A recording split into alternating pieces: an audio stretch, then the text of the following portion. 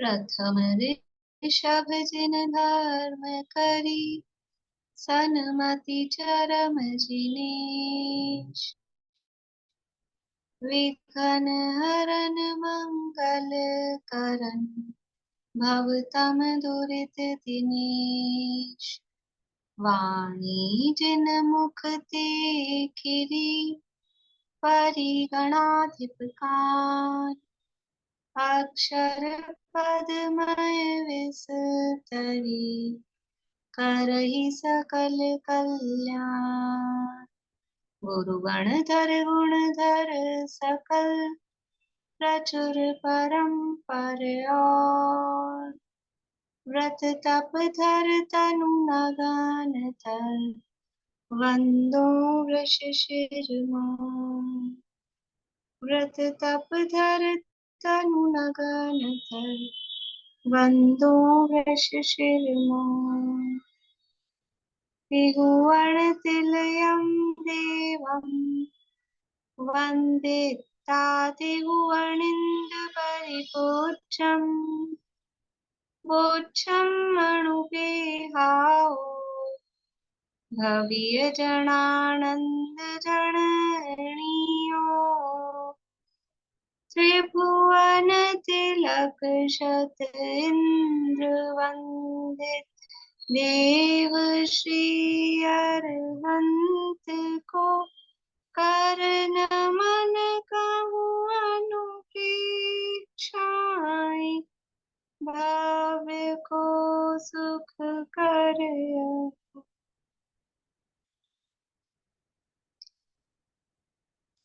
कार्तिकीय अनुप्रेक्षा नामक ये ग्रंथ है। इसके अंतर्गत लोकानुप्रेक्षा की चर्चा अपनी चल रही है और इसमें प्रारंभ में हमने अलौकिक गणित का प्रकरण पढ़ा था, तो उसका थोड़ा रिवीजन करते हुए फिर हम आगे बढ़ते हैं। जगत श्रेणी किसे कहते हैं? जगत श्रेणी किसे कहते हैं?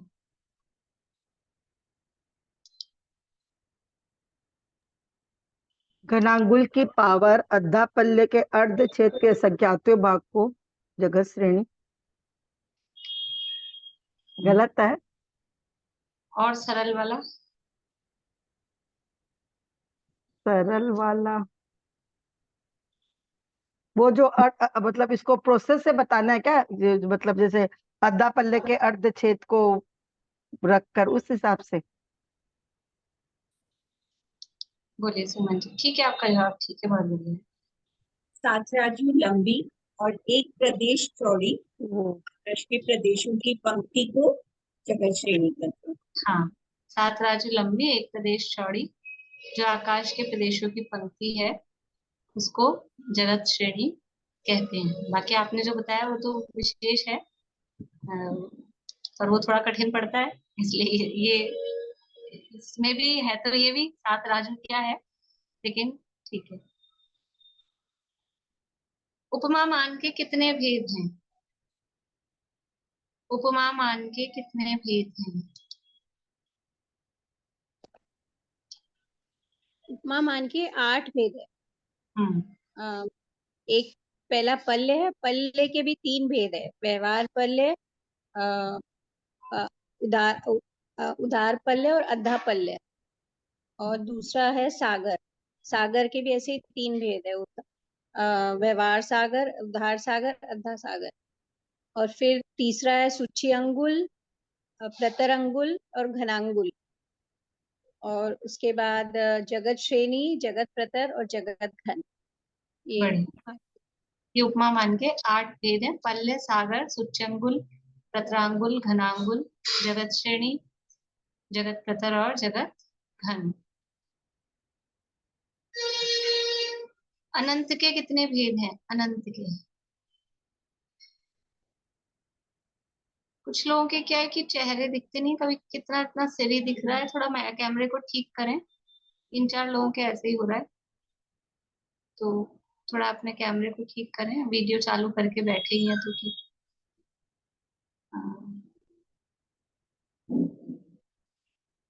बोलिए अर्चना जी। 9 भेद है अनंत के, जघन्य परीत अनंत, मध्यम परीत अनंत, उत्कृष्ट परीत अनंत। फिर जघन्य युक्त अनंत, मध्यम युक्त अनंत, उत्कृष्ट युक्त अनंत। फिर जघन्य अनंतानंत, मध्यम अनंतानंत, उत्कृष्ट अनंतानंत। ऐसे करके। बढ़िया। जगन्य परीत अनंत किस प्रकार निकाला जाता है? जगन्य परीत अनंत बोलिए चेतना जी। उत्कृष्ट असंख्यात का शलाका त्रय निष्ठापन करने के बाद उसमें जो राशि आएगी उसमें 6 राशि मिलाएंगे। धर्म द्रव्य के एक प्रदेश की संख्या, अधर्म द्रव्य के प्रदेशों की संख्या और लोकाकाश के संख्या, जीव के प्रदेशों की संख्या, फिर लोकाकाश के प्रदेशों की संख्या, फिर सप्रतिष्ठित प्रत्येक वनस्पति की संख्या, फिर अप्रतिष्ठित प्रत्येक वनस्पति नहीं, पहले अप्रतिष्ठित प्रत्येक वनस्पति की संख्या, फिर सप्रतिष्ठित प्रत्येक वनस्पति की संख्या। इनको आपस में जोड़ने के बाद उनका पुनः ठीक है शलाका त्रय निष्ठापन करेंगे। फिर उसमें 4 राशि मिलाएंगे।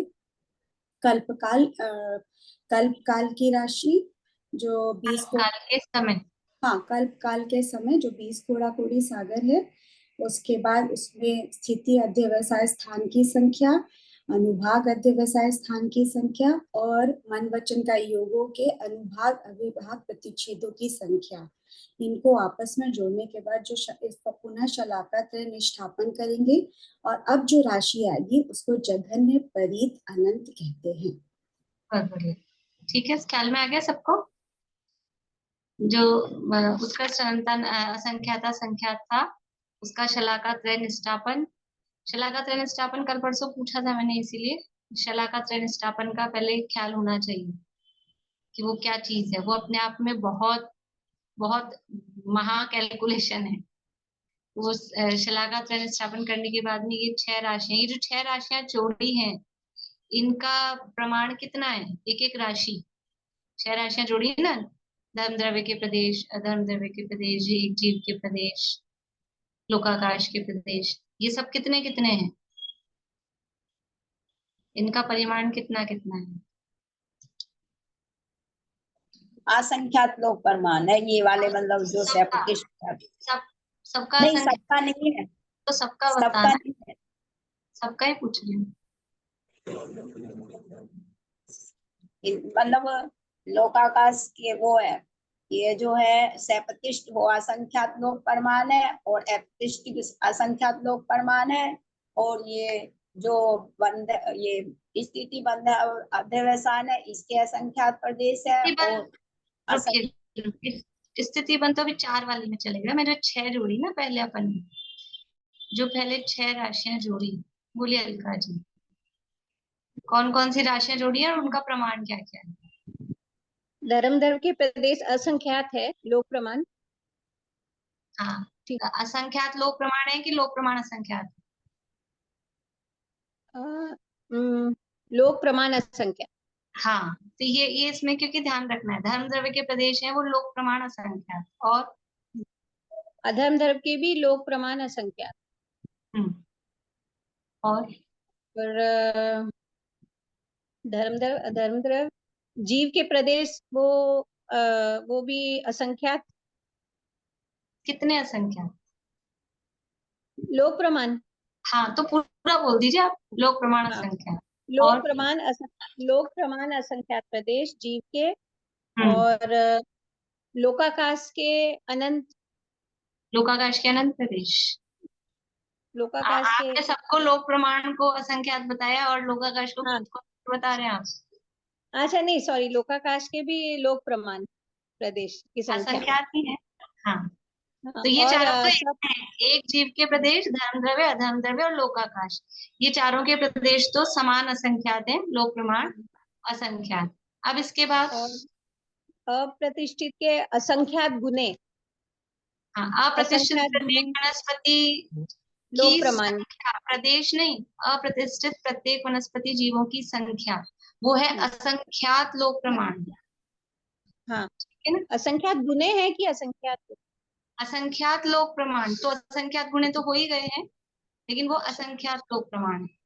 और फिर इसके बाद सप्रतिष्ठित की भी असंख्यात गुने लोक प्रमाण, हाँ, सप्रतिष्ठित तो अप्रतिष्ठित प्रत्येक की भी असंख्यात लोक प्रमाण है, जीवों की संख्या, लेकिन वो अप्रतिष्ठित से असंख्यात गुणी, इसलिए इसमें ये क्रम दिया है। चारों जो शुरू के चार हैं, धर्म द्रव्य, अधर्म द्रव्य के प्रदेश, जीव के प्रदेश और लोकाकाश के प्रदेश, इनकी संख्या तो है चारों की, लोक प्रमाण असंख्यात वो समान। फिर अप्रतिष्ठित प्रत्येक वनस्पति जीवों की संख्या, अब प्रदेश नहीं है, उन जीवों की संख्या जितनी है, कितनी है, असंख्यात लोक, वो उन जीवों की संख्या जोड़नी है। और उससे भी असंख्यात गुणी संख्या है सप्रतिष्ठित प्रत्येक वनस्पति का जीवों की संख्या, वो जोड़नी है। ठीक है ना। अभी असंख्यात असंख्यात वाली राशियां जोड़े, अनंत बनाना है ना अपने को, असंख्यात असंख्यात वाली राशियां जोड़ रहे हैं, अनंत तो अभी है ही नहीं अपने पास, जगन्य परित अनंत निकाल रहे हैं, तो जो राशियां जोड़ रहे हैं वो असंख्यात जोड़। चलिए ठीक है, एक और बता दीजिए, उत्कृष्ट अनंतानंत क्या, ताकि अपना ये पूरा हो जाए। नेक्स्ट वीक से अपन मारणाओं की चर्चा, मारणाओं की जीव समास की चर्चा करेंगे। आप लोग पढ़ के आना नेक्स्ट वीक के लिए जीव समास। उत्कृष्ट अनंतानंत किस प्रकार से प्राप्त किया जाता है, बोलिए सुमन जी। जगन्य अनंतानंद का शलाकात्रय निष्ठापन करेंगे उसमें। उसके बाद 6 राशियां उसमें जोड़ेंगे, सिद्धों की राशि, निगोध राशि, प्रत्येक वनस्पति सहित निगोध राशि, और फिर है पुद्गल, पुद्गलों की संख्या। उसके बाद है एक तीनों काल के समय। उसके बाद है आकाश के प्रदेशों की संख्या। ये 6 राशियां उसमें जोड़ेंगे और उसका फिर शलाकात्रय निष्ठापन करेंगे। जो राशि आएगी उसमें धर्म द्रव्य के और अधर्म द्रव्य के अगुरु लघु गुण के अविभागी प्रतिच्छेदों की संख्या को जोड़ेंगे, फिर शलाकात्रय निष्ठापन करेंगे। वो जो राशि आती है, इस राशि को माइनस करेंगे केवल ज्ञान के अविभागी प्रतिच्छेदों की संख्या से। फिर जो राशि आती वो राशि और पहले जो राशि निकली थी अगुरु लघु, उन दोनों राशि को जोड़ने पर जो संख्या आती है वो है उत्कृष्ट अनंतानंद, जो कि केवल ज्ञान के अविभागी प्रतिच्छेदों की संख्या के बराबर। बढ़िया, ख्याल में आ गया सबको। किताब खोल के मिल देख ही रहे होंगे, सब मिला रहे होंगे एक बार क्योंकि जो लोग नहीं, बस ये 4-5 लोग पढ़ के आए हैं, बाकी लोग कम से कम सुनने में ख्याल तो आया ना, ये कुछ पढ़ा था अपन ने। इस तरह से ये उत्कृष्ट अनंतानंद निकाला जाता है। यानी उत्कृष्ट अनंतानंद क्या है, केवल ज्ञान के अविभागी प्रतिच्छेद, वो सबसे अधिक है उत्कृष्ट रूप से। चलिए अब अपनी यहाँ चर्चा चल रही है लोकानुप्रेक्षा में ही, षड द्रव्यात्मक लोक की चर्चा में जीव द्रव्य की और पुद्गल की, धर्म अधर्म द्रव्य की चर्चा हो गई, और आकाश द्रव्य की भी चर्चा कल अपनी हुई थी। ये थोड़ा सा फुट नोट अपने को पढ़ना था कल का, वो पेंडिंग छोड़ा था अपन ने। देखिए पेज नंबर है 97, गाथा थी 215, और उसके नीचे जो फुट नोट दिया था ये अपने को पढ़ना है, कार्तिकेय अनुप्रेक्षा।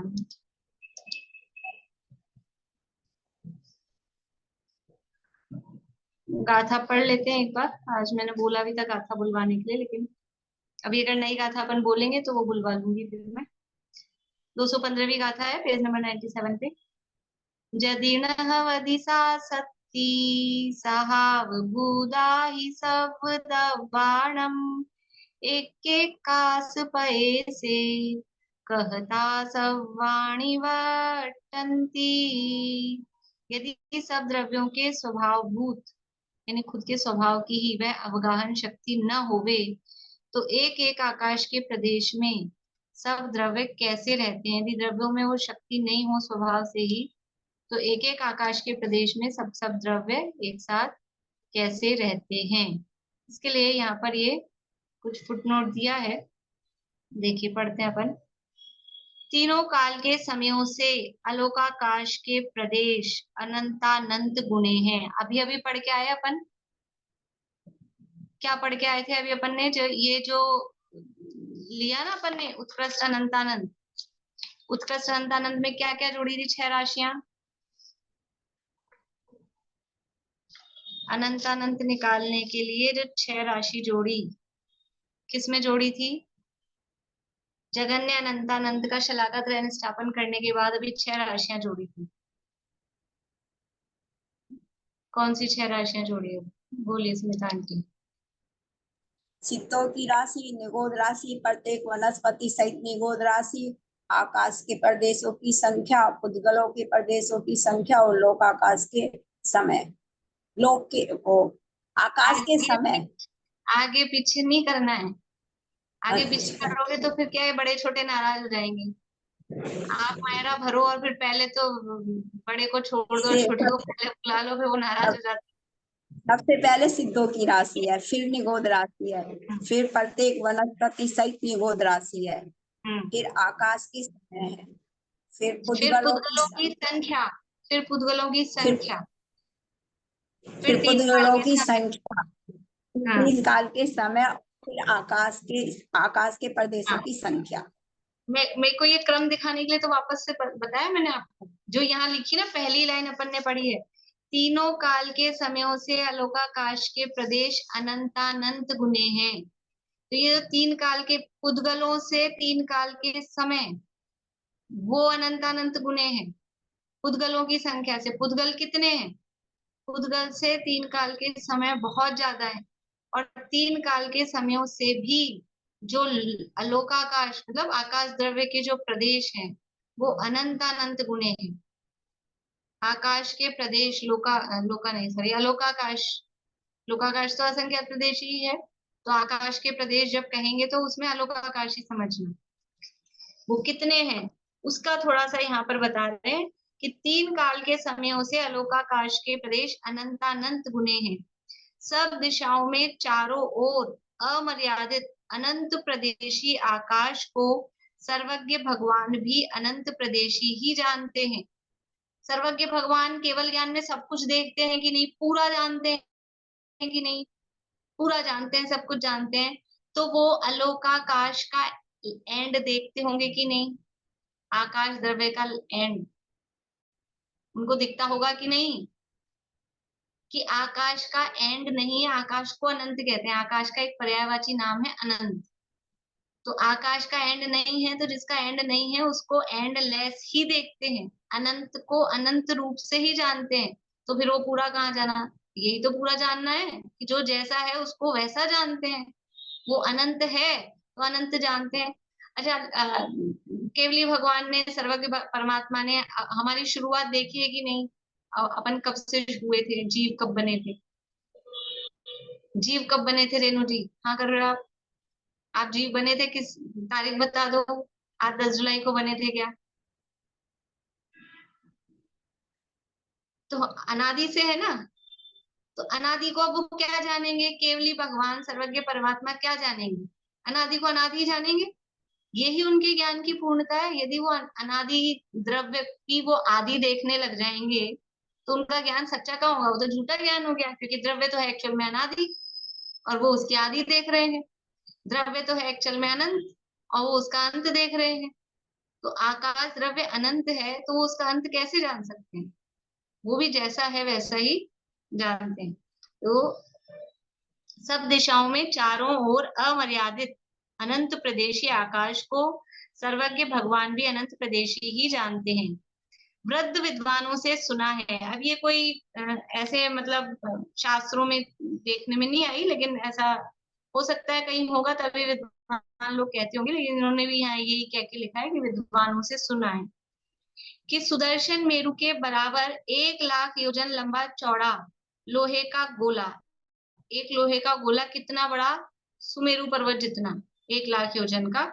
और वह इतना बड़ा कोई गोला हो और हर समय प्रत्येक समय में एक राजू की गति अनुसार यदि पतन करे, यानी एक समय में एक राजू वो गमन करे। अलोकाकाश में उस गोले को डाल दिया, लोहे का गोला फास्ट स्पीड से भारी होगा ना तो तेज स्पीड से जाएगा। इतना बड़ा सुमेरु पर्वत जितना 1 लाख योजन का लोहे का गोला, और उसको अलोकाकाश में छोड़ दिया, और स्पीड क्या है उसकी, एक समय में 1 राजू, इतनी फास्ट स्पीड से गमन कर रहा है।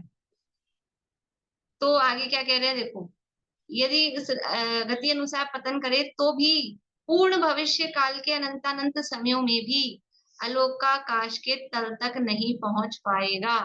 जितना भविष्य है, भविष्य काल कितना है, अनंत है, पूरे अनंत भविष्य में भी वो अलोकाकाश के तल पर, मतलब यहाँ से डालो तो नीचे भी अलोकाकाश है ना, अधो में भी, चारों तरफ अलोकाकाश है, लोक के चारों तरफ, तो नीचे छोड़ा उसको, तो वो एक समय में 1 राजू, एक समय में 1 राजू, ऐसे करते करते अनंत भविष्य में जितने समय है, तो भी वो कब पहुंच जाएगा एकदम डाउन आलोकाकाश के तल में, कि तो भी नहीं पहुंच पाएगा, यानी इतना अनंत है। थोड़ी सी मतलब भाव भासना के लिए बता रहे हैं सब। इस दृष्टांत को सुनकर आप निर्णीत दृष्टांत को यूं समझिए कि जम्बू द्वीप के बराबर गढ़ लिया गया लोहे का गोला प्रति समय यदि अनंत राजू भी पतन करे, यहाँ तो 1 राजू कह रहे हैं ना, एक समय में 1 राजू, अनंत राजू भी हर समय गमन करे, पतन करे, मतलब वो गिरे इस स्पीड से, अथवा एक समय में अनंत राजू चलकर दूसरे समय में उस अनंत से भी अनंत गुने अनंत अनंत राजू गमन करे, ऐसा भी मल्टीप्लाई करो ना, पहले समय में वो गया अनंत राजू, दूसरे समय में उससे अनंत, जैसे समझ लो अनंत में अपने को समझ में नहीं आता, पहले समय में वो जाए 1 राजू, राजू से 1 से समझ में आ जाएगा, दूसरे समय में वो जाए 100 गुना ज्यादा, 100 राजू, फिर तीसरे समय में 10,000 राजू, फिर से 100 से गुणा करो, ऐसे करते हर समय वो 100 गुना बढ़ता जाए। तो अभी अपन 100 गुना कह रहे हैं, यहाँ कह रहे हैं अनंत गुना भी उसकी स्पीड हर समय में बढ़ती जाए, तो भी यदि अनंत राजू भी पतन करे अथवा एक समय में अनंत राजू चलकर दूसरे समय में उस अनंत से अनंत गुने अनंत अनंत राजू गमन करे, यो तीसरे आदि समयों में पूर्व पूर्व से अनंत गुना चलता जाए, फिर भी भविष्य काल के अनंतानंत समयों में अलोकाकाश की सड़क यानी एक श्रेणी भी पूरी नहीं कर सकेगा। एक श्रेणी भी, ये तो अभी अपनी जगह श्रेणी है 7 राजू की, अलोकाकाश की एक लाइन, एक सड़क बोल रहे हैं, मतलब एक लाइन भी वो पूरी नहीं कर पाएगा, चलता रहे तो। कारण कि दिविह जहन्नानंतम पगासला दल दिविड्डि दिविड्डि सगादिपदम जीवो पोगल काला सेढ़ी आगासता पदरम। नियम सार की, इस नियम सार ही होना चाहिए, निसार लिखा है कि इस गाथा के अनुसार काल के समय राशि से तो अनंत स्थान ऊपर जाकर आकाश श्रेणी के अर्धक छेद निकलते हैं। ये सब जो है वो द्विरूप वर्ग धारा में बताया जाता है। रेणु जी आप क्या पूछ रहे हैं? मैम मैं बोल रही थी जो ये आकाश के प्रदेश है, आकाश है जो तो ये अक्षय अनंत है कि सक्षय अनंत? अक्षय अनंत। अक्षय अनंत। तो बोलते अक्षय हैं कि अनंत। केवल ज्ञान के मतलब जो अविभाज्य प्रतिच्छेद है वही केवल अक्षय अनंत है और सब मध्यम अनंत है, ऐसा शायद नहीं, मैंने। नहीं, अपन ने जब पढ़ा था ना तभी बताया था 7वें नंबर तक का जो अनंत है वहां तक तो सक्षय अनंत है, और उसके आगे से फिर अक्षय अनंत राशि चालू हो जाती है। तभी अपन यानी मध्यम अनंतानंत में ही, जो मध्यम अनंतानंत है ना वहीं से बीच में से ही अक्षय अनंत राशि चालू हो जाती है। अक्षय अनंत का मतलब है जिस राशि को खत्म करते करते भी जो राशि खत्म ना हो। तो ये बता तो रहे आकाश के प्रदेश खत्म ही नहीं हो रहे, खत्म ही नहीं होंगे, चलते जाए जीवन भर अनंत भविष्य तक भी, अक्षय अनंत। और जिस राशि को खत्म करते करते वो खत्म हो जाए,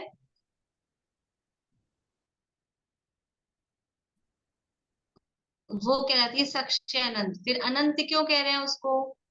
क्योंकि वो मतिश्रुत ज्ञान बन चाहिए। बता रही है आप लोगों को?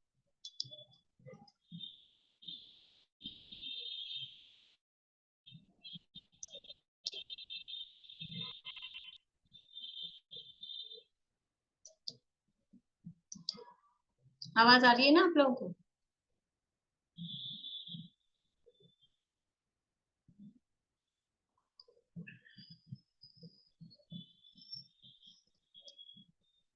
बताएंगे। आ रही है आवाज? ठीक है, ठीक है, मैं 1 मिनट में वो निकालती हूँ आपको बताने के लिए द्विरूप वर्ग धारा।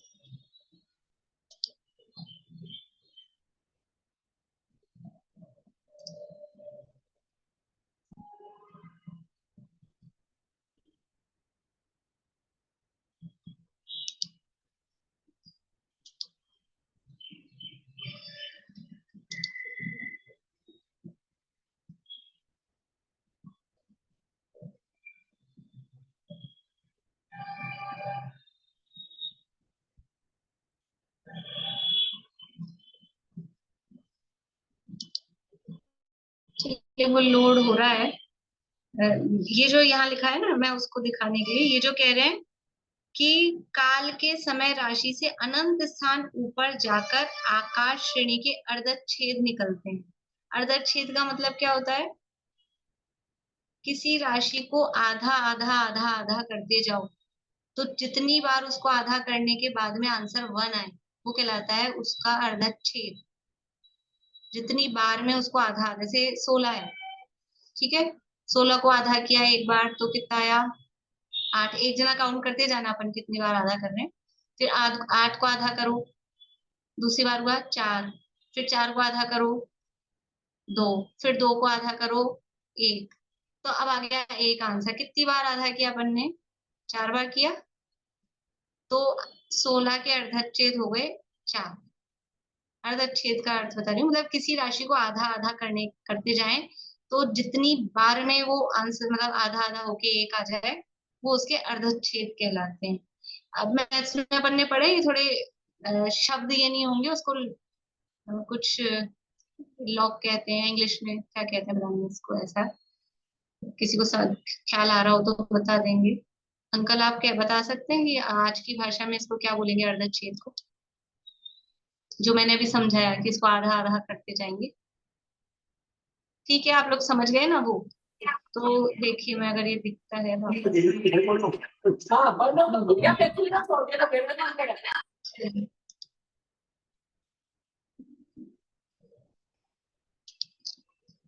एक मिनट।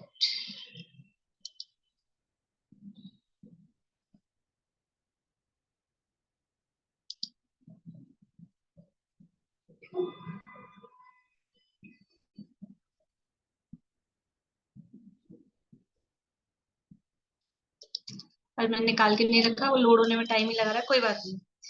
तो ये एक है द्विरूप, अपन ने नहीं पढ़ी है, अलौकिक गणित में ही ये धाराएं भी होती है। तो वो 3-4 तरह की उसमें धाराएं दी है। धाराएं मतलब 14 धाराएं हैं, सर्वधारा, समधारा, विषमधारा, कृति धारा, इस तरह से। तो एक द्विरूप वर्ग धारा है, वो विशेष रूप से काम आती है। द्विरूप वर्ग धारा का मतलब क्या है कि संख्यात से शुरू किया। दो संख्यात किसको लेते हैं अपन? संख्यात कहाँ से शुरू होता है? 2 से संख्यात शुरू होता है, तो 2 के वर्ग से प्रारंभ किया, है ना? तो 2 का वर्ग 4।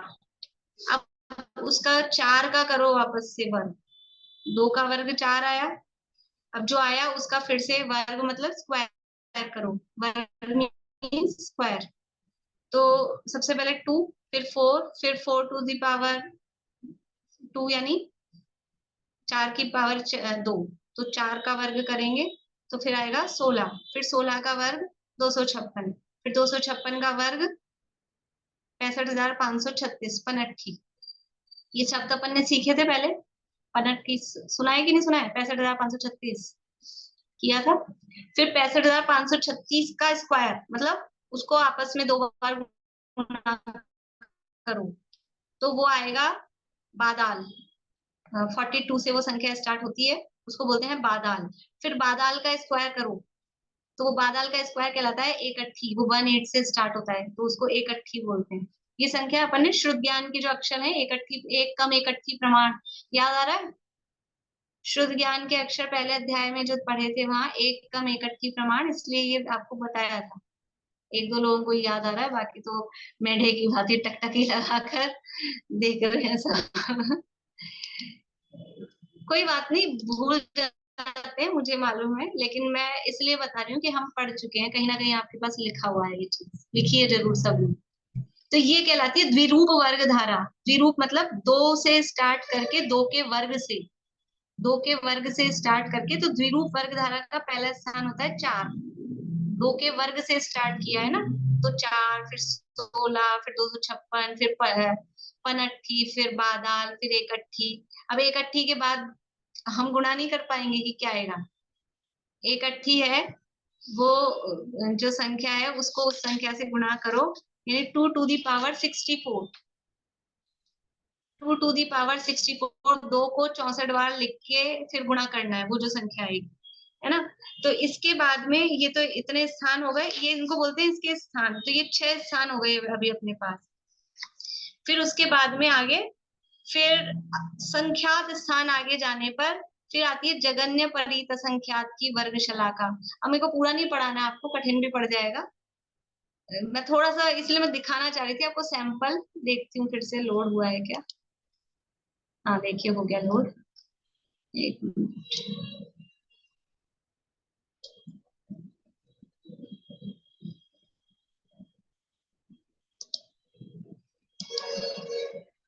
ये देखिए,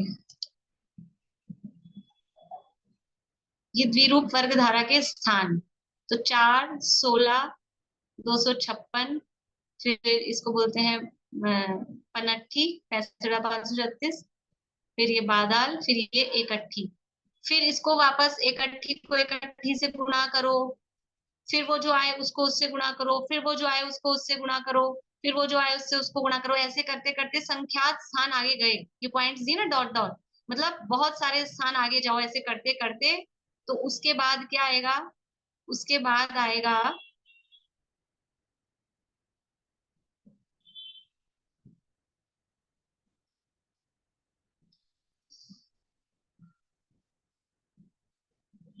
क्या हुआ, ये उसके बाद आएगा जघन्य परीत असंख्यात की वर्ग शलाका। ये बहुत सारे स्थान आगे जाने पर जगन्य परीत असंख्यात, पता है अपने को अनवस्था कुंड बनाए थे, वो जगन्य परीत असंख्यात की वर्ग शलाका। वर्ग शलाका नहीं आया इतने सारे स्थान आगे जाने पर भी, अभी उसका सीरियल नंबर आया, जैसे इसका सीरियल नंबर 1, 2, 3, 4, ये इसका सीरियल नंबर है, ऐसे उसका सीरियल नंबर। फिर संख्यात स्थान, असंख्यात नहीं सॉरी, संख्यात स्थान आगे जाने पर जगन्य परीत असंख्यात के छेद, छेद मतलब अर्ध छेद, जो भी आपको बताया कि उसको आधा आधा करते जाएंगे, कितनी बार आधा करेंगे तब आंसर 1 आएगा, तो वो उसके अर्ध छेद आते हैं। फिर संख्यात स्थान आगे जाने पर जगन्य परीत असंख्यात का वर्गमूल, वर्गमूल समझते हैं, अंडर रूट, वो वर्गमूल उससे छोटा होता है, जो वर्गमूल होता है वो उस संख्या से छोटा होता है, तो अभी तो वर्गमूल आया है। और फिर उससे एक स्थान आगे जाने पर, क्योंकि वर्गमूल है, जैसे 4 का वर्गमूल होगा 2, जिसका स्क्वायर किया है ना वो उसका वर्गमूल होता है, तो एक स्थान आगे जाने पर जगन्य परीत असंख्यात आ रहा है। ऐसे करके ये चल रही है ये द्विरूप वर्ग धारा। तो इसमें फिर पल्ले और ये सब बहुत सारे स्थान आगे जाने पर अभी देखिए बहुत सारे स्थान आगे गए तो जीव राशि आई। अब बीच का नहीं बता रही हूँ मैं, आप लोग सब घबरा रहे हैं।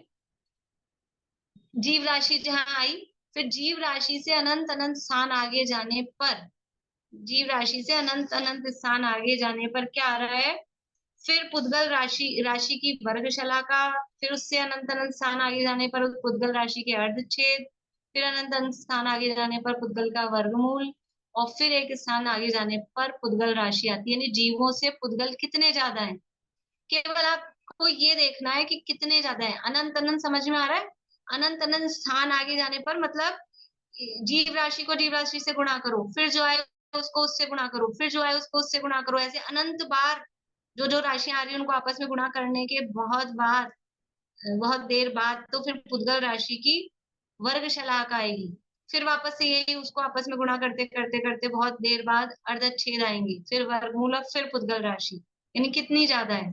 फिर ऐसे ही पुद्गल से बहुत बहुत स्थान, अनंत अनंत स्थान आगे जाने पर फिर 3 काल के समयों की वर्ग शलाका, फिर अर्धच्छेद और फिर वर्गमूल आने पर फिर 3 काल के समय आ रहे हैं। और फिर उससे अनंत अनंत स्थान आगे जाने पर श्रेणी रूप आकाश के प्रदेश, वन डायमेंशन में आएंगे, केवल एक श्रेणी रूप आकाश, आकाश पूरा पूरा आकाश, आलोक आकाश में। और फिर एक स्थान आगे जाने पर प्रत्राकार, क्योंकि प्रतर होगा वो श्रेणी गुणा श्रेणी होता है, वो प्रतर होता है, तो एक स्थान आगे जाने पर प्रत्राकार के प्रदेश। और फिर अनंत अनंत स्थान आगे जाने पर ये धर्म अधर्म द्रव्य के अगु लघु गुण के अविभाज्य प्रतिच्छेद और ये सब। तो यहाँ देखो क्या लिखा था आपने, बस अपन को यहाँ जो चाहिए वही देख रहे हैं अपन। वापस आ जाइए कार्तिक अनुप्रेक्षा में जो लास्ट लाइन थी उस पेज की। काल के समय राशि से तो अनंत अनंत स्थान ऊपर जाकर आकाश श्रेणी के अर्धच्छेद निकलते हैं। तो ये जो काल के समय थे, 3 काल के समय है, इस काल के समय से अनंत अनंत स्थान आगे जाने पर जीव राशि आ गई फिर से, अनंत अनंत स्थान आगे जाने पर क्रम से आकाश के प्रदेशों की पहले वर्ग शलाका, वर्ग शलाका समझ में आई? वर्ग शलाका का मतलब है उसका सीरियल नंबर आ रहा है, अभी तो वो संख्या नहीं आ रही है, अभी तो उसका नंबर किस नंबर पे ही आ रही है, उसकी वर्ग शलाका। फिर अनंत अनंत स्थान आगे जाने पर उसके अर्धच्छेद, जो यहाँ शब्द लिखा है कि काल के समय राशि से अनंत स्थान ऊपर जाकर, ऊपर मतलब आगे बढ़कर आकाश श्रेणी के अर्धच्छेद निकलते हैं। फिर देखिए आगे पढ़िए, कार्तिक अनुप्रेक्षा में देख रहे हैं, उनसे अनंत स्थान ऊपर श्रेणी आकाश की संख्या आती है। अभी तो श्रेणी के अर्धच्छेद आए थे, फिर उससे अनंत स्थान आगे जाने पर श्रेणी आकाश की संख्या आती है जो मध्यम अनंत की उत्कृष्टता के समीप है। ये जो श्रेणी रूप आकाश के प्रदेशों की संख्या है, ये मध्यम अनंतानंत, क्या भी मध्यम में भी जो उत्कृष्ट रूप से मध्यम है, मतलब एक तो मध्यम में लोअर वाला हो, समझ में आ रहा है? जैसे एक जघन्य है मान लिया अपन उदाहरण में, और 100 उत्कृष्ट है, तो 2 से 99 मध्यम हो गए।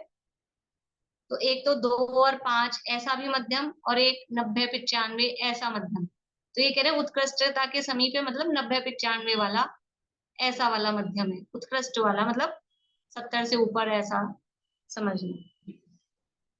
जो मध्यम अनंत यानी मध्यम अनंतानंत की उत्कृष्टता के समीप है, जो श्रेणी आकाश के घन प्रमाण संपूर्ण आकाश प्रदेश है, 3 काल के समयों से भी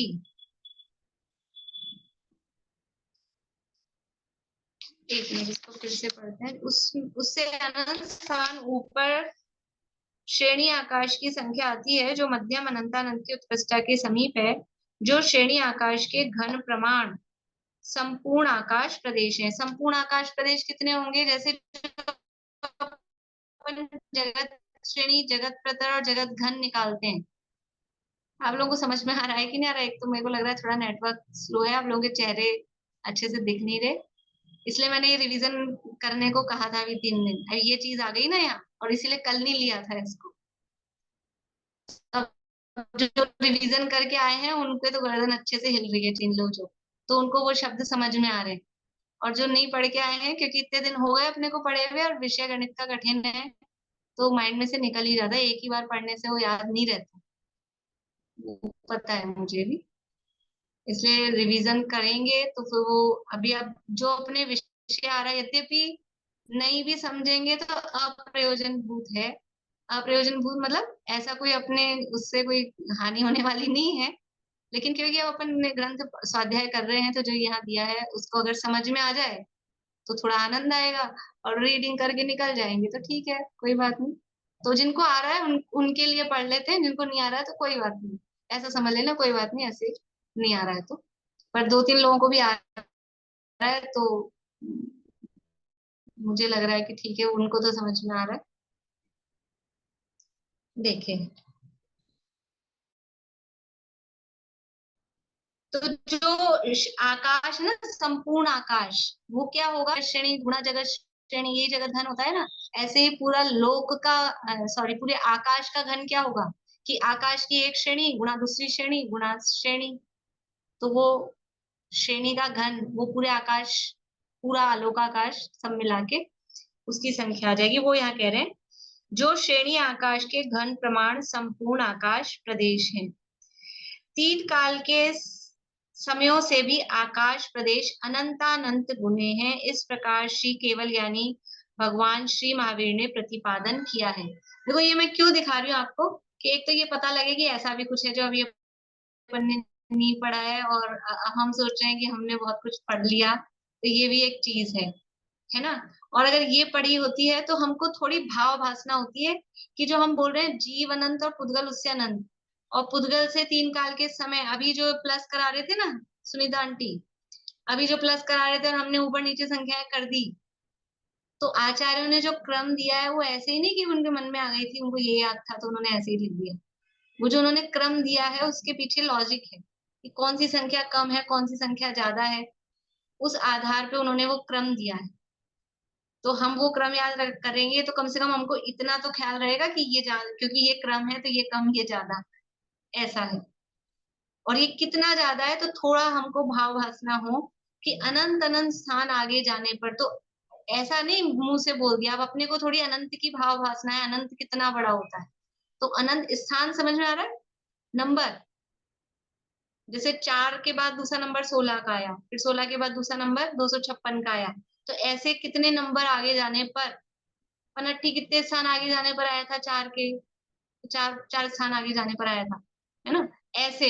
तो अब ये जीव राशि से कितने स्थान आगे जाने पर तो पुद्गल की वर्ग शलाका आएगी, यानी उसका सीरियल नंबर आएगा अनंत स्थान आगे जाने पर, मतलब बीच में बहुत सारी संख्याएं गैप है जीवों की राशि में और पुद्गलों की राशि में।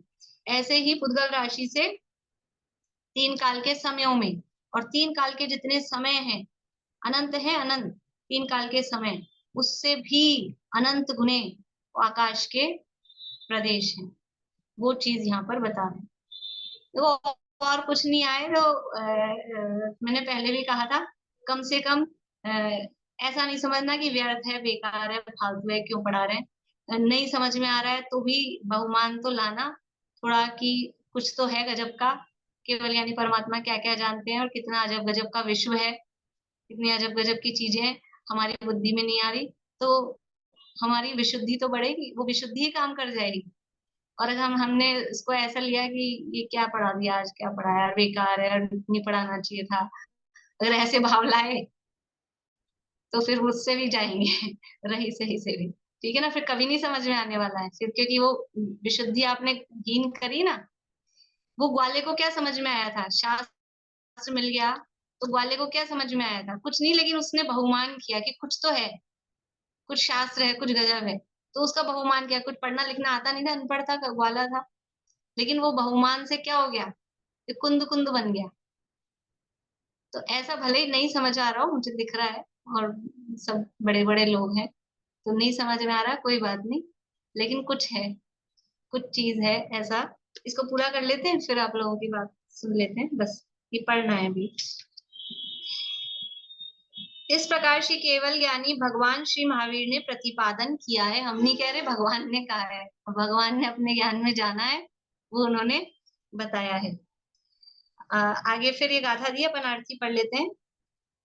यह है एक समय में, प्रत्येक समय में अखिल विश्व का अत्यंत स्पष्ट पूर्ण ज्ञाता सर्वज्ञ की वास्तविकता और महिमा, ये है सर्वज्ञ भगवान की महिमा।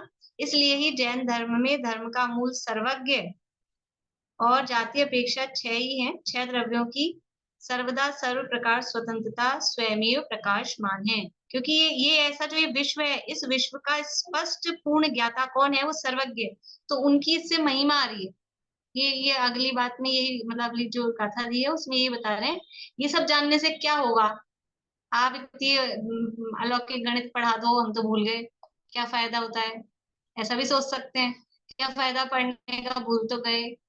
लेकिन ये तो इतना तो लगता है कि कुछ है गजब, भगवान की महिमा कि क्या क्या जानते हैं, क्या क्या है, इतना सा नहीं, कूप मंडूक जितना अपने को 4 अक्षर का ज्ञान हो जाए तो हमको लगे हमको बहुत हो गया, या इतना ही है, कि कितना तो बड़ा विश्व है, और उस विश्व को जानने वाला ज्ञान वो कितना बड़ा है।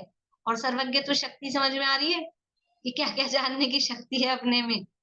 केवल ज्ञान होगा तो क्या क्या जानेंगे, कितना बड़ा आकाश है, वो सब ये इससे उसकी महिमा, वास्तविक महिमा आती है। और इसीलिए जैन धर्म का जो मूल है वो सर्वज्ञ, ये सर्वज्ञ भगवान वो जैन धर्म के मूल है। और 6 द्रव्यों की सर्व प्रकार से स्वतंत्रता भी प्रकाशमान है, इस तरह से यहाँ पर कहा है। मैम बोलिए। यही कह रही थी कि ये जो अनंत अनंत जितना पढ़ते गए तो केवल ज्ञान के अभी प्रतिच्छेदों का तो अनंत थोड़ा सा भावासन हुआ, कितना ज्यादा है। हाँ, बढ़िया, बोलिए अशांति। फिर तत्वार्थ श्लोक वार्तिक, इसकी टीका में इतना बड़ा तत्वार्थ सूत्र का वो है, तत्वार्थ श्लोक वार्तिक, हाँ, तो ये श्लोक वार्तिक का ऐसे दिया हाथ है। की इतनी इतनी दे रखी है। इस हम्म? तरह से तत्वार्थ श्लोक वार्तिक जो टीका है तत्वार्थ सूत्र के, इसमें इतना बड़ा बड़ा बताया रखा है। हाँ, इतनी मैंने बताया ना आपको, श्लोक वार्तिक में 7 भाग हैं, 7 बुक्स हैं तत्वार्थ सूत्र की टीका में, तो ऐसा बहुत डिटेल वर्णन है श्लोक वार्तिक में। और 3 सर्वार्थ काल के सिद्धि में की 1 बुक है, और राजवार्तिक की 2 बुक है, और श्लोक वार्तिक की 7 बुक्स हैं, 7 पुस्तकें हैं, तो कितना डिटेल में वर्णन किया है मैंने। अच्छा, 3 काल के समय, बोलिए। भूतकाल के जितने समय, वर्तमान के जितने समय और भविष्य में जितने समय होंगे, वो तीनों कालों समय की। वर्तमान का तो एक ही समय है। हाँ, वर्तमान का तो एक ही समय है। भूतकाल हाँ, के समय अनंत, लेकिन भूतकाल के अनंत समयों से अनंत गुने भविष्य काल के समय। भूतकाल भी अनंत है। हाँ, भूतकाल कितना है? अनंत एंडलेस है गया। ना, भूतकाल हाँ, भी अनंत है। लेकिन जितना भूतकाल है उससे अनंत गुना भविष्य है, और वर्तमान का तो समय एक ही है। तो अनंत भूतकाल प्लस अनंत भविष्य काल, ये सब मिलके 3 काल के समय वो अनंत। और कितने अनंत है? पुद्गलों से अनंत। अभी यानी इनका क्रम समझ में आ रहा है? जीव अनंत, पुद्गल उससे अनंत अनंत, ये तो उनकी संख्या। अब कालाणु जब अपन पूछते हैं, काल द्रव्य, तो वो तो असंख्यात हैं, लेकिन समय अगर देखे जाएंगे 3 काल के समय, तो वो पुद्गलों से भी अनंत गुने ज्यादा 3 काल के समय, और 3 काल के समयों से भी अनंत गुने ज्यादा आकाश द्रव्य के प्रदेश। और तो ये ये आपने अल्प पर्याप्त, बहुत्व में भी ये पर्याप्त मनुष्य की संख्या बताई थी आपने, बादल का क्यूब। बोलिए। पर्याप्त मनुष्य की संख्या में बताया था आपने बादल का क्यूब। हाँ हाँ, हाँ हाँ, पर्याप्त मनुष्यों की संख्या में भी बताया था, 29 अंक प्रमाण जो देखी थी अपन ने। और उसमें भी देखा था जो जिनवाणी के अक्षर हैं द्वादशांक के, एक कम इकट्ठी प्रमाण, वहां पे भी देखा था। तो अभी थोड़ा थोड़ा शब्दों से परिचित रहे तो अभी 2 बार सुन लिया ना, तो बादल ऐसा नहीं लग रहा, पहले भी सुना था अभी, तो ऐसे इसलिए घबराने वाली बात नहीं है। इस तरह से ये समझ लो कि थोड़ी सी हमने आज केवल ज्ञान का सैंपल देख लिया है कि केवल ज्ञान में क्या क्या, किसको जानते हैं, कितना अनंत केवल ज्ञान की, इसलिए केवल ज्ञान की अविभाज्य प्रतिच्छेद ये सब उसमें मिला दिए, ये राशियां जोड़ी ना, तो भी वो केवल ज्ञान कितना ज्यादा है, कितना अनंत है, ये हमको यहाँ देखना है। अब अगला काल द्रव्य का स्वरूप है, तो फिर अपन नेक्स्ट क्लास में ही शुरू करें, तो ये 5 मिनट है, 3:20 में। चलो पढ़ लेते हैं, एक गाथा पढ़ लेते हैं अपन।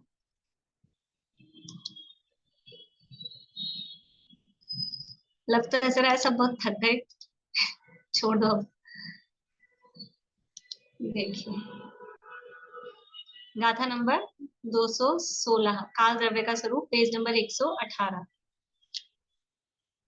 सव्वाणं दव्वाणं परिणामं जो करे दिसो कालो, एक कास पये से सोवट दिए एक को चेव।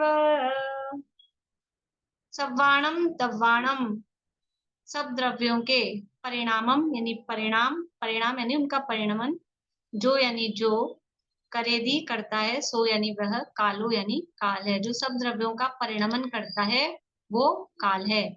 एक एक आकाश पये से, एक एक काश, एक एक, तो एक एक बन गया, एक एक आकाश पये से, एक एक आकाश के प्रदेश में, सो वट्टदी, जो वर्तता है, जो रहता है, एक किक्को चेव, एक एक आकाश के प्रदेश में, एक किक्को यानी एक एक, च यानी और, एव यानी ही, जो एक एक आकाश के प्रदेश में एक ही रहता है, एक एक ही रहता है, ऐसा वो काल द्रव्य है और सब द्रव्यों को परिणमन कराता है। कराता है मतलब उसमें निमित्त होता है। जो देखो परिभाषाएं तो वही है, स्वरूप बिल्कुल सरल है, जो बाल बोध आदि में अपन पढ़ के आए हैं वही है, यहाँ गाथाओं में दिया है बस उसको। जो सब द्रव्यों के परिणाम, परिणाम यानी परिणमन बदलाव करता है, सो काल द्रव्य है। वह एक एक आकाश के प्रदेश पर एक एक कालाणु वर्तता है। लोयायास पदे से एक किक्के जे ठियाहु एक किक का, रैणानम राशि में ते कालाणु असंख्य दव्वाणी, द्रव्य संग्रह में गाथा दी है, सेम यही है। एक एक आकाश के प्रदेश पर एक एक कालाणु द्रव्य वर्तता है, वर्तता है मतलब वहां स्थित है और वो स्वयं भी परिणमन कर रहा है। तो सब द्रव्यों का परिणाम यानी बदलाव करता है का मतलब उसमें निमित्त होता है, वो समझ लेना चाहिए भावार्थ।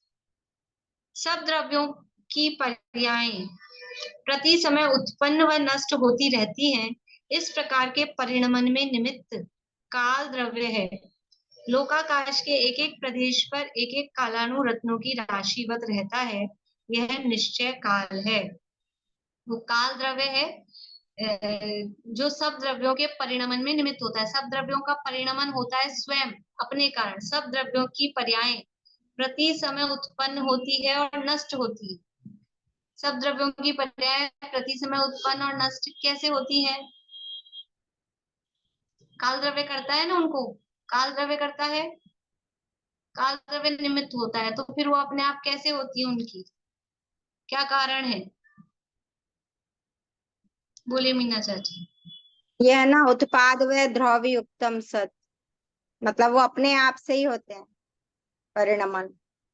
ठीक है, और सब कोई द्रव्य। शक्ति बता सकते हैं? कोई शक्ति है द्रव्यों में, और कोई शक्ति है जिसके कारण उनमें परिणमन होता है अपने स्वभाव से?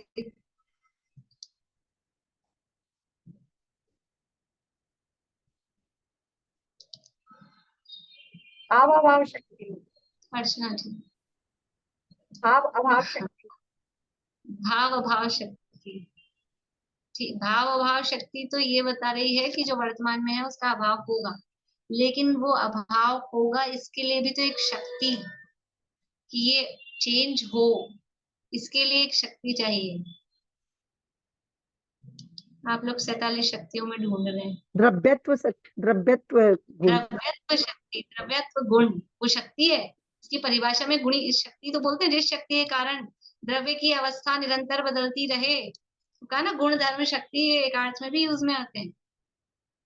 द्रव्यत्व नाम का गुण है ना हर द्रव्य में, तो वो उसके परिणमन में उपादान कारण, असली कारण वो क्या है? वो उसका द्रव्यत्व गुण, वो उसके परिणमन में कारण है, निमित्त है, उपादान है, नहीं सॉरी निमित्त नहीं है, उपादान है। और जो काल द्रव्य है, काल द्रव्य क्या है? काल द्रव्य उनके परिणमन में निमित्त है। असली तो खुद ही प्रत्येक द्रव्य की जो पर्याय प्रति समय उत्पन्न और नष्ट हो रही है, वो अपने द्रव्यत्व गुण के कारण हो रही है। अगर द्रव्यों में द्रव्यत्व गुण नहीं होता तो काल ऐसे जबरदस्ती परिणमन करा नहीं सकता था। क्योंकि अब सब द्रव्यों में ही है, इसलिए हम ऐसा कोई उदाहरण नहीं दे सकते कि इसमें नहीं है, तो भाई बताने के लिए। लेकिन द्रव्यों में जो परिणमन हो रहा है, पर्याय प्रति समय उत्पन्न और नष्ट हो रही है, ये अपने द्रव्यत्व गुण के कारण, और इनके इस परिणमन में काल द्रव्य निमित्त है। तो ये काल द्रव्य भी दो प्रकार का, एक निश्चय काल और एक व्यवहार काल। तो जो ये कालाणु है, जो आकाश के एक एक प्रदेश पर एक एक कालाणु द्रव्य, जैसे पुद्गल का अविभागी अणु होता है, वैसे ही उतना ही सूक्ष्म काल द्रव्य होता है, उसको कालाणु बोलते हैं। तो लोकाकाश के एक एक प्रदेश पर एक एक कालाणु द्रव्य स्थित है, वो तो है निश्चय काल द्रव्य। और व्यवहार काल क्या है? व्यवहार काल कि जिसके माध्यम से हम ये गणना करते हैं, अभी आगे थोड़ा आने वाला है इसी में एक अगली गाथा में, कि हम जो ये हम कह पा रहे हैं 1 मिनट, 1 घंटा, 1 दिन, ये जो हम अनेक जो उसके परिणमन की आधार पर उस टाइम को इकट्ठा करके जो हम कह पाते हैं, वो कहलाता है व्यवहार काल। निश्चय काल है कालानुद्रव्य, और उसका जो परिणमन के आधार पर जो अन्य द्रव्यों में चेंज होता है, उसको जो हम कहते हैं, तो वो कहलाता है व्यवहार काल। तत्वार्थ में सूत्र वर्तना परिणाम क्रिया परत्वा परत्वे च कालश्च। तो जो वर्तना गुण है वो तो निश्चय काल का, निश्चय काल व्यवहार काल 2 काल बता दिए। तो वर्तना मतलब प्रति समय परिणमन, वो तो है निश्चय काल का लक्षण। और व्यवहार काल का क्या है? परिणाम क्रिया परत्व और अपरत्व। तो परिणाम का मतलब क्या है वहां पर? अब समय अपना हो गया है, ख्याल है आप लोगों को, या मैं ही बता देती हूँ। परिणाम का मतलब है जीव के जो अधिक औपशमिक आदि भाव हैं, पुद्गल में जो स्पर्श रस गंध वर्ण होते हैं, इसमें जो निमित्त हो रहा है वो परिणाम। तो एक क्रिया यानी क्षेत्र से क्षेत्रांतर रूप जो क्रियाएं हो रही है वो क्रिया। वर्तना परिणाम क्रिया। परत्व और अपरत्व, ये बड़ा है ये छोटा है, ये जो हम कह पाते हैं, ऐसा कह पाते कि नहीं? स्मिता आंटी आप बड़े हो कि छोटे हो? आप दौरानी हो कि जेठानी हो? दौरानी जेठानी तो हो ना। तो वो कैसे कह पा रहे हैं? या तो एज के मतलब यहाँ तो दौरानी जेठानी में तो पद वाइज होता है, लेकिन बहनों में ये बड़ी बहन है छोटी बहन है, ये कैसे कहेंगे? तो एज वाइज ये पहले आया तो ये बड़ा है, जो बाद में आया वो छोटा है, तो इसको कहते हैं परत्व अपरत्व। तो ये काल के आधार पे ही कर पा रहे हैं ना, जो पहले आया है जो बाद में आया है, तो इसमें काल द्रव्य निमित्त हो रहा है। तो ये व्यवहार काल के परिणमन है, मतलब व्यवहार काल की पर्याय है। परिणाम क्रिया परत्व और अपरत्व ये व्यवहार काल की पर्याय है, और जो वर्तना है वो निश्चय काल की पर्याय। छड़ाला में भी आप देखेंगे ना, तो यही लाइन आती है, नियत वर्तना निषदिन सो व्यवहार काल परिमाण।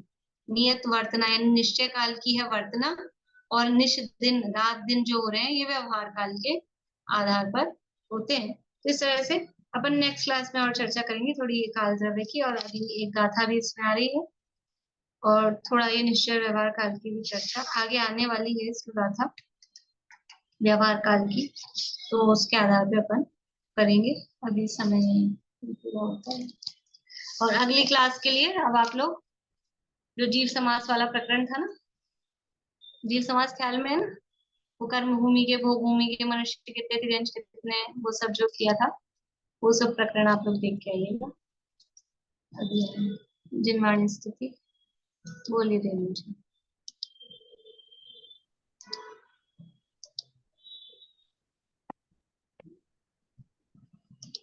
बातों में आवे न जग की कदापि, चमत्कार लख कर नहीं मूड होवे।